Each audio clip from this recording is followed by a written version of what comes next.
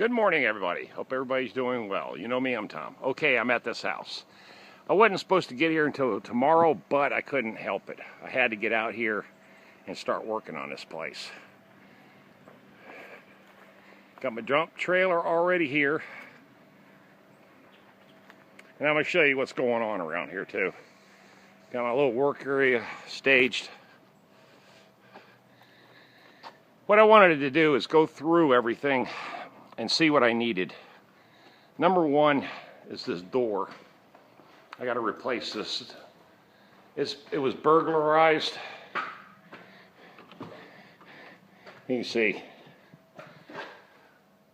completely busted out. Of course, they fingerprinted it and everything, but you know, that's what the cops do. Okay, frames, of course, destroyed. And this is a standard 35.5 by 80 exterior door that opens inward and to the right. Inward and to the right. Okay. This is the inner belt line of Raleigh, Leesville Road area. It's a 40-minute drive for me to come over here, but the deck is shot too. There's a lot of problems. I need to put 4x4 posts on the end here. They're only 2x4s. You can see the wood rot. It's old. It's made of 2x6s. It's never been stained. Kind of an interesting design. Kind of that California look with all these benches. But you can see the rot. Plenty of it. There's about 11 to 14 boards I've got to pull in here. These exterior doors right here, these French doors, they had these screens over it, and it was trapping a lot of trash in the corners. You can see all the accumulations of trash. So basically what happened is the screens stopped working because they had so much crap in it. So I just told her, just take the things down. Okay, so there's all the hardware for those screens. And this is the corner I'm working on now. This is where the wood rot is. The soffit, the fascia, that whole corner was completely shot. So it's all been cut out. Now this is one long big gutter. This is a seamless gutter.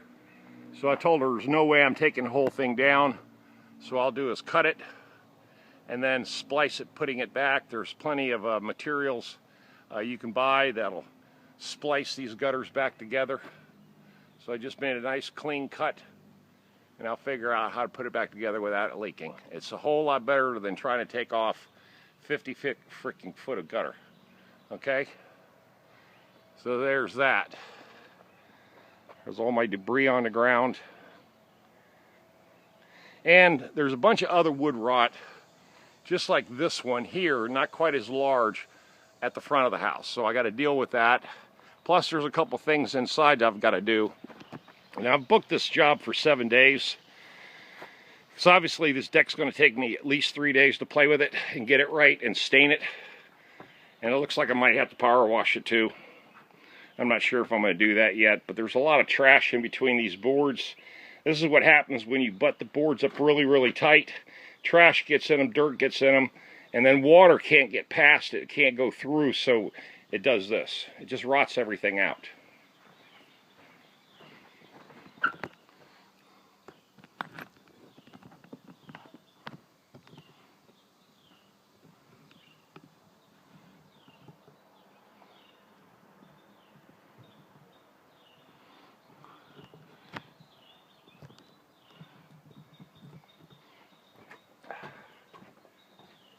Oh.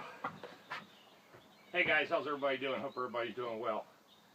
I'll tell you what, it's hot. Thank God most of this is in the shade. This is a referral off of next door. And actually she has a handyman. I just met him. But he told me that this job was a lot larger than he's used to dealing with. So he's more minor punch list work. So he flipped my name to her, and he said he saw me on YouTube, but he also knows that I'm on Nextdoor, so he went through Nextdoor and forwarded that information to this customer, and then she called me up because I told him that I can't work for third parties. In other words, I can't sublet or subcontract under his name. I got to work directly for the homeowner. This is the job that I took a $2,000 deposit on Sunday when I met her out here. They live in Florida. So grandmother is going to be moving back into the house. So I went around the whole place with her, and she told me anything that needs to be fixed, just fix it. Or tell me what needs to be fixed and I'll approve it. So that's how this whole thing kind of got started.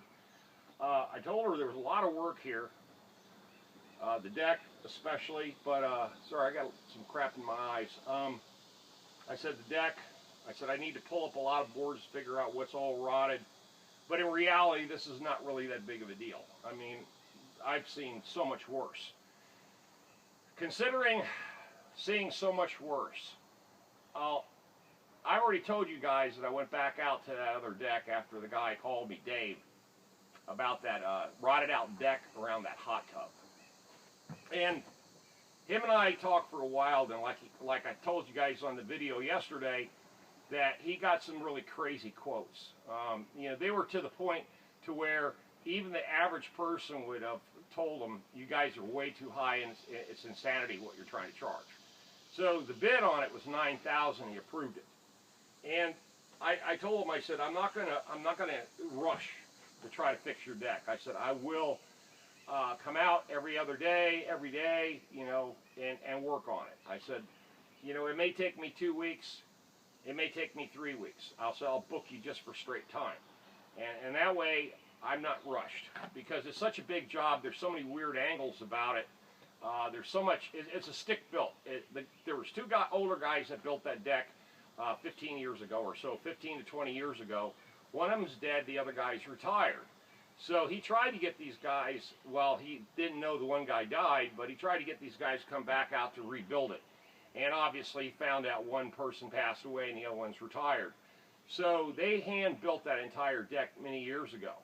And I'm going to have to duplicate that design because that's what the owner wants, which is not a big deal.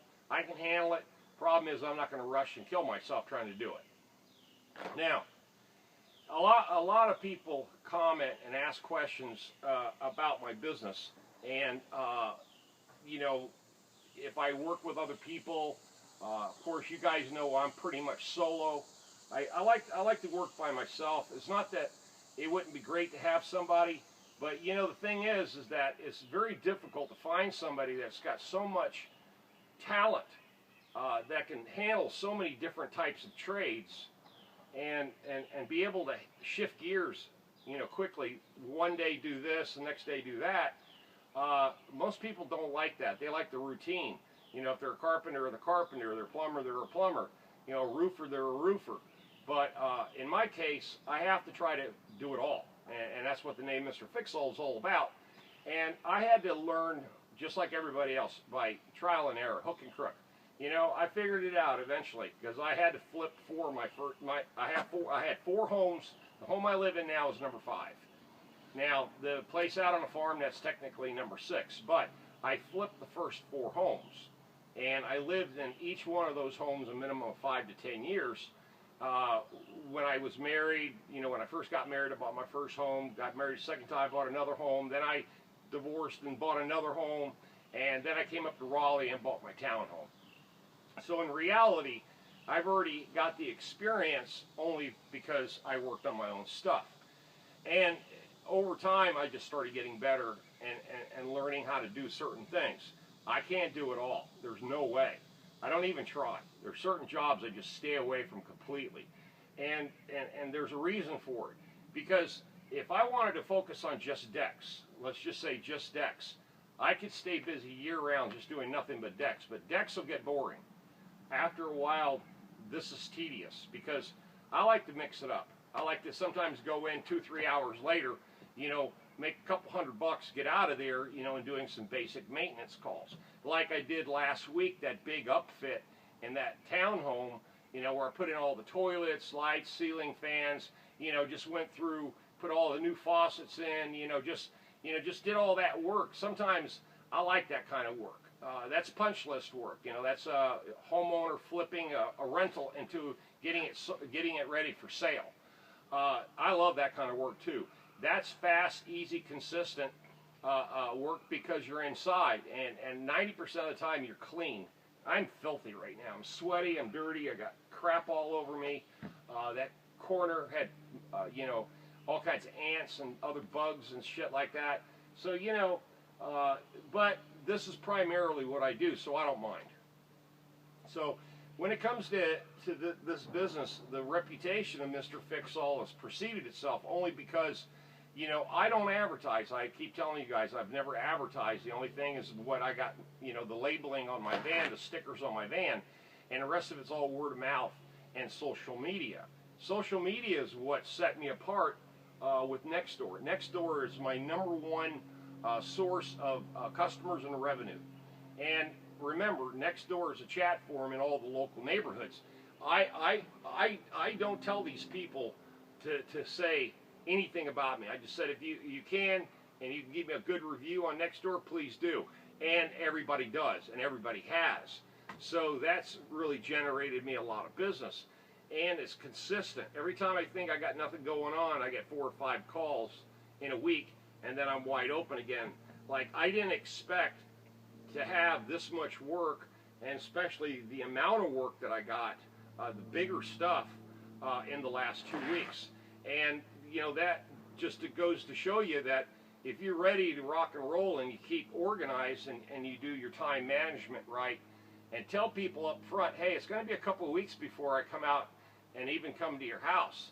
A lot of people will understand that because if you're, you know, you got a lot of good reviews on your profile with your company, they expect you to be busy.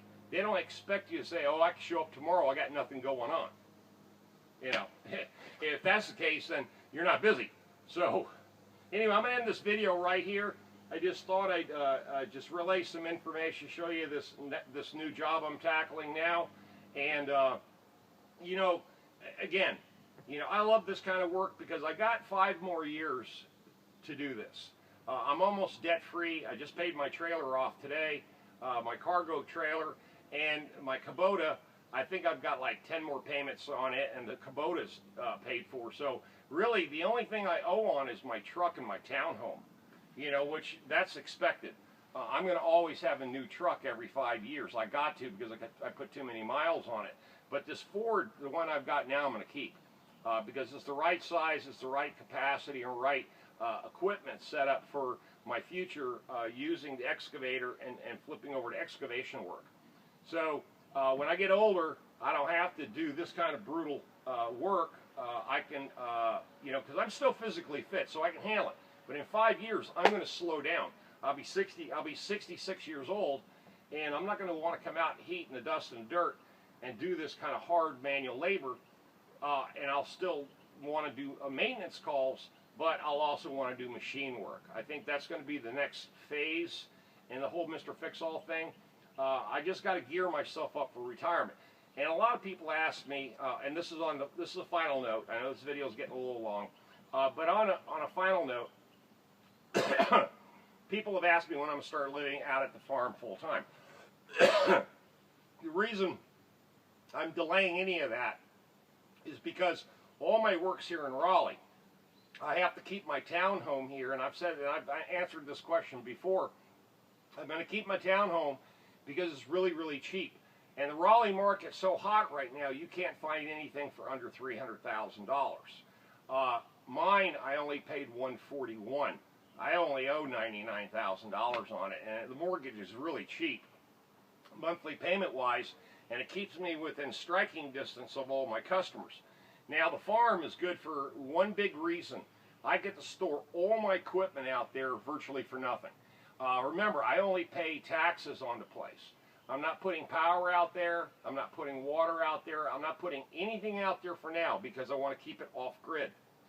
The off-grid thing's very important because it doesn't have an address. So the only thing that they can charge me is because I'm not hooked up to any municipalities, no sewer, water, nothing, no power, nothing. They can only charge me property taxes because it's considered a mini farm. a micro farm, whatever, anything under 10 acres, a hobby farm. That's the classification. It's a hobby farm.